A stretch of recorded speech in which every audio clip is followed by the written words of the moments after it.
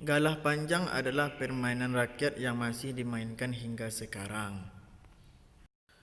Dikarenakan tangan pemain harus melintang panjang dan lurus. Oke guys, sebelum menonton jangan lupa di subscribe, like, share, and aktifkan lonceng notifikasinya guys.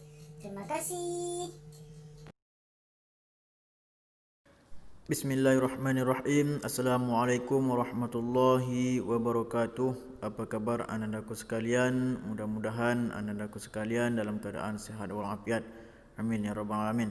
Baik, anandaku sekalian, pada hari ini kita kembali belajar PMR, yaitu tentang galah panjang.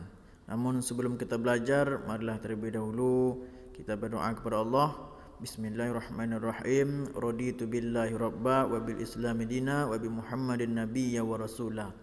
Rabbi zidni ilman warzuqni fahman. Amin ya rabbal alamin. Baik, langsung saja kita belajar, yaitu tentang galah panjang. Galah panjang adalah permainan rakyat yang masih dimainkan hingga sekarang.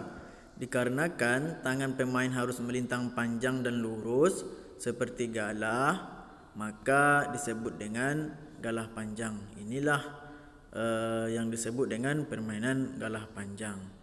Namun permainan galah panjang ini lain tempat berbeda pula namanya. Ada yang menyebut halang rintang, sebab permainan ini memberikan rintangan dan halangan.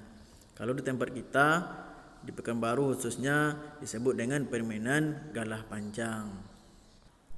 Namun sebelum kita bermain, kita juga harus menyiapkan yang pertama, yaitu seperti gelanggang. Gelanggang adalah tempat permainan galah panjang, berupa 6 buah kotak yang bertaut.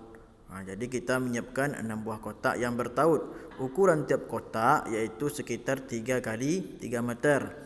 Jadi untuk ukuran gelanggangnya yaitu untuk permainan galah panjang adalah sekitar 6 kali 9 meter.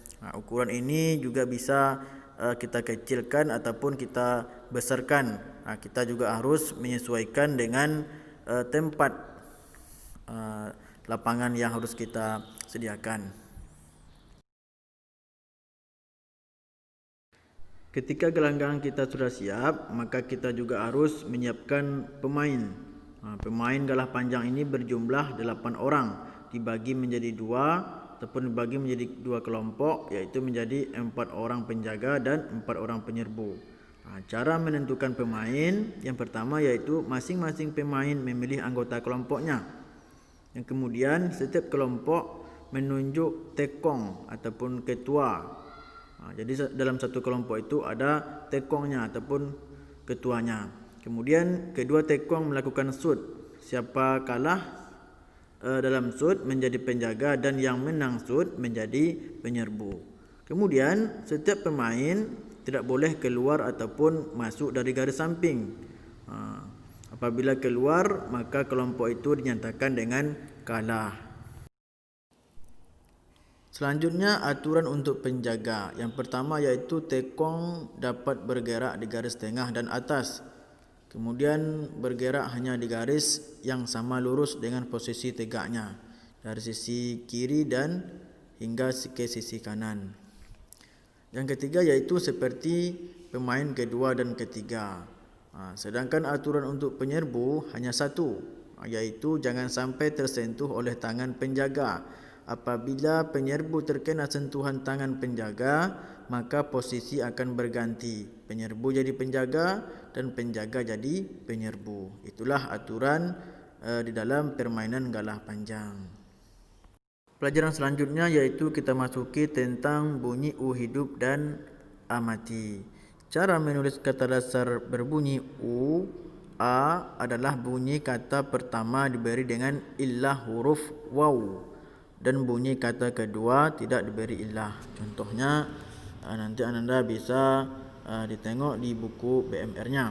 Contoh yang di samping ini seperti tulang, dengan diberi ilah huruf waw, maka menjadi tulang. Kemudian sukat, kemudian tukang dan bulat.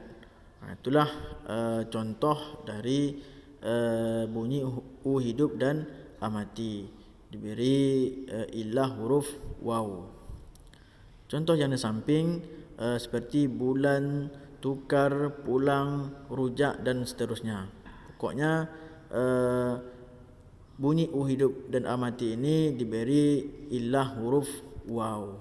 Itulah contoh dari bunyi hidup dan mati. Selanjutnya bunyi hidup dan mati. Seperti gambar di samping kita bisa tengok, yaitu seperti gambar suling. Suling, hidup dan mati. Mana dia hidup? Yaitu ditambah dengan waw. Ditambah dengan waw berarti hidup. Kemudian ling ada huruf ya. Itulah yang disebut dengan mati. Cara tulis kata dasar berbunyi hidup dan mati, yaitu bunyi pertamanya diberi ilah huruf waw, kemudian bunyi kedua diberi ilah huruf ya. Maka huruf ya disebut dengan mati dan huruf waw disebut dengan hidup. Seperti suling, tumit, sumur dan suluh, itu disebut dengan bunyi hidup dan mati. Itulah contoh dari bunyi hidup dan mati. Mungkin inilah pelajaran kita BMR tentang galah panjang dan bunyi huruf hidup dan mati dan hidup dan mati. Mudah-mudahan anandaku sekalian bisa memahami pelajaran ini dan bisa mengamalkan apa yang disampaikan oleh guru-guru kita.